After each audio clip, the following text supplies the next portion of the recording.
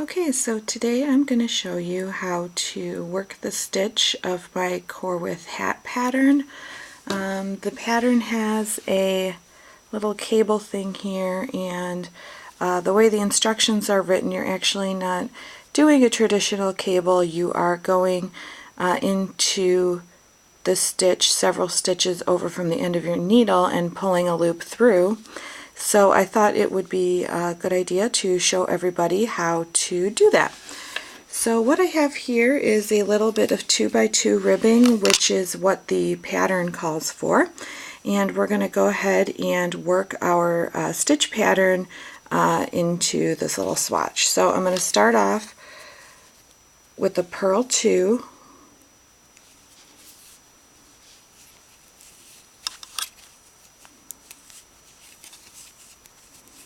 And now I'm going to work the Corwith stitch pattern over the next 6 stitches. The way it's written in the pattern is that you're going to go into the next stitch that is 6 stitches from the end of the left hand needle.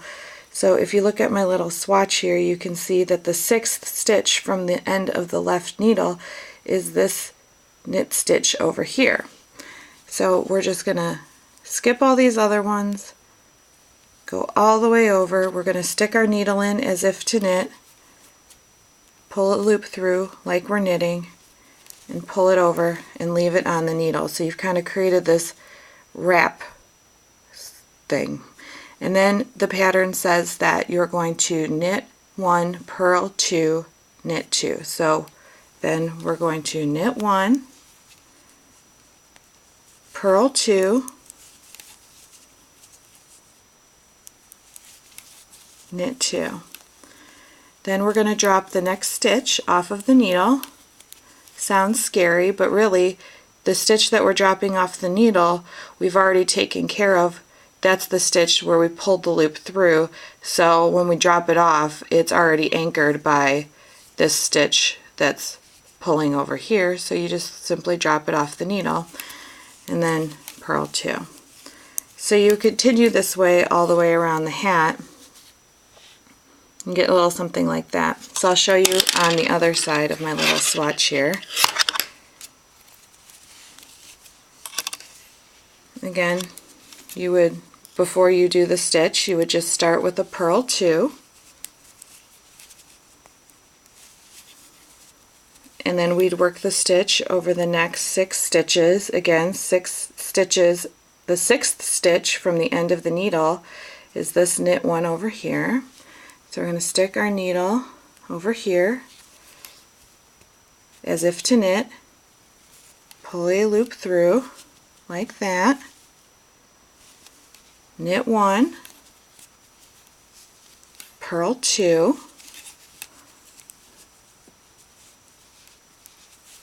knit 2. And then again we're just dropping the next stitch off the needle, and that's the one where we had pulled through. And I'll finish this off with a purl 2. So now you see you kind of have something that looks a little like that. Looks a little weird, but I'll go ahead and show you how to handle the stitch when you come around on the next round. So for the next round you would just be doing, you'd be back to your normal purl 2, knit 2 rib.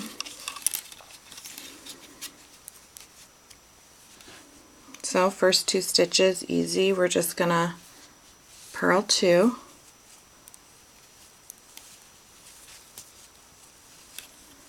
now we're at a knit 2, but you kind of have this thing, looks a little weird.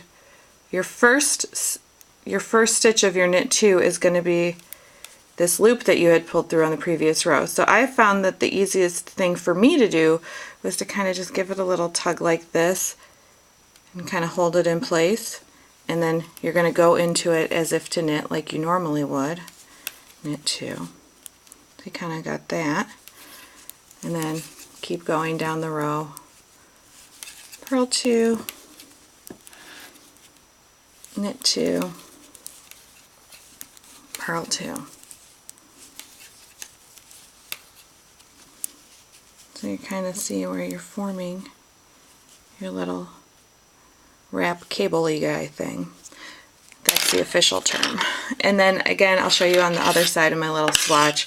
Again, you just be doing purl 2, knit 2 all the way around. But just for demonstration purposes, we'll do another purl 2.